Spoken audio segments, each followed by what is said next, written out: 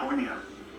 The National Weather Service in Las Vegas has issued a flash flood warning for southwestern Mohave County in northwestern Arizona, San Bernardino County in southern California, south central Clark County in southern Nevada, until 8:30 p.m. Mountain Standard Time, or 8:30 p.m. PDT.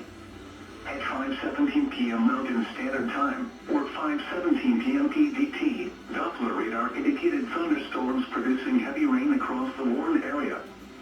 Flash flooding is ongoing or expected to begin shortly.